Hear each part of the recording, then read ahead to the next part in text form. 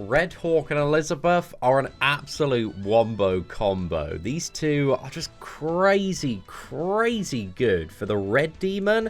By far, like, the best unit. Honestly, getting these maxed out has changed my enjoyment of the Red Demon. I remember the first time I went into Extreme, it was like a 45-minute match. It was so long. I was just kind of using a standard team.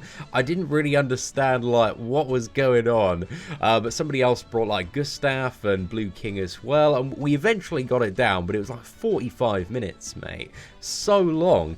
But since I got Hawk and Elizabeth maxed out, it's a game changer, because the unique passive ability increases basic stats by 10% at the start of the next turn if the hero doesn't take damage.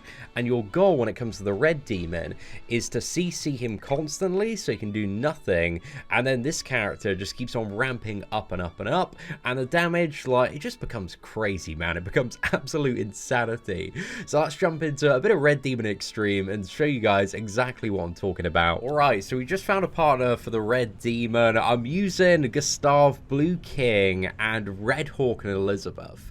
Ideally, I'd like to replace King with Red Merlin, just because, again, this fight is all about keeping him frozen, and sometimes King, I don't think, really does too much on this fight.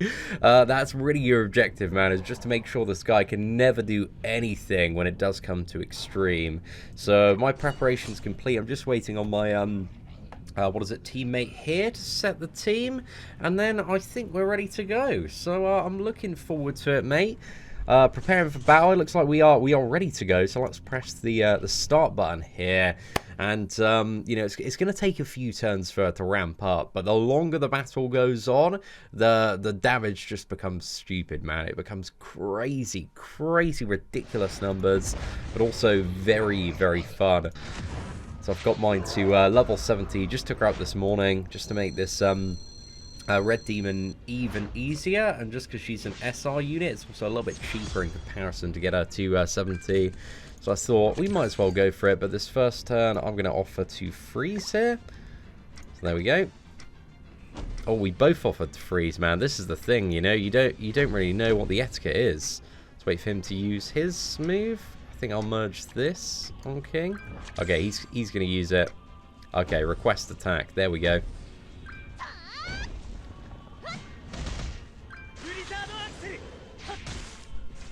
So I didn't want to use any of her moves first turn, because again, the more turns that pass, the stronger her damage is going to become.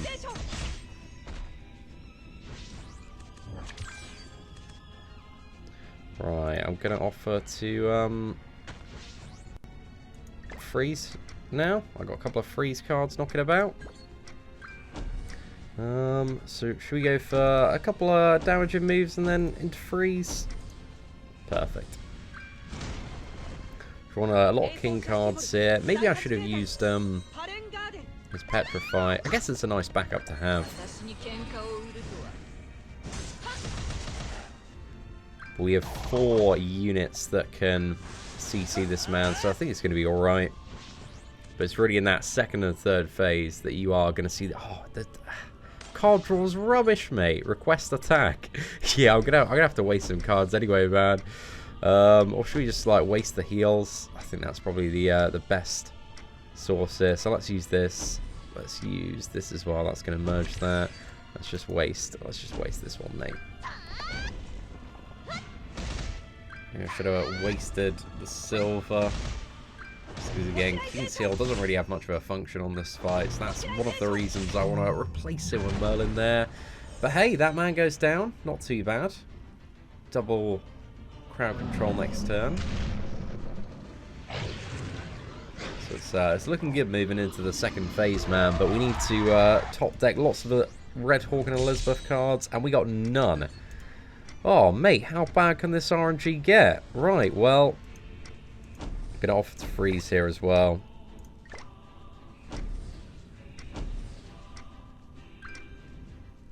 Go for it. Should I use...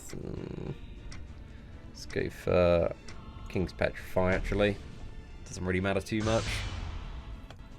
There's plenty of crowd control here.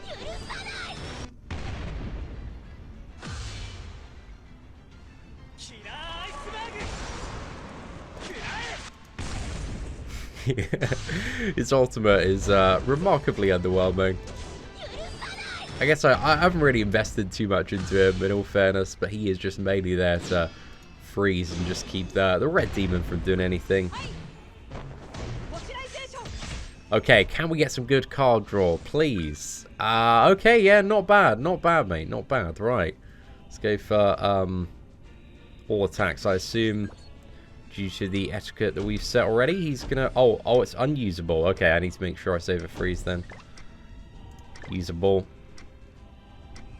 Cool. Let's go for that.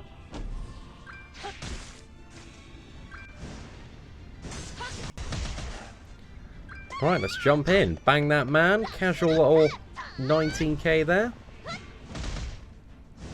Dude, that blue Diana's hitting like a friggin' truck though, boys. Request attack. Okay, cool. Let's go for a couple of these, and then that should be enough to get him down, in all fairness. Merge that as well. Just waste. What do we want to waste? Waste King's Seal. So then we're going to transition into the final phase. You can see that casual 36k. And yeah, didn't even need the second card there, but it means... Oh, do we still have our ultimate going into this turn, right? Okay.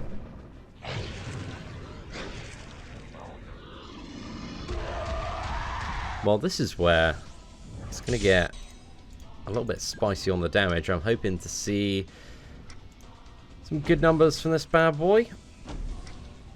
I can petrify if needed. Need to sort out my stickers, man. There we go.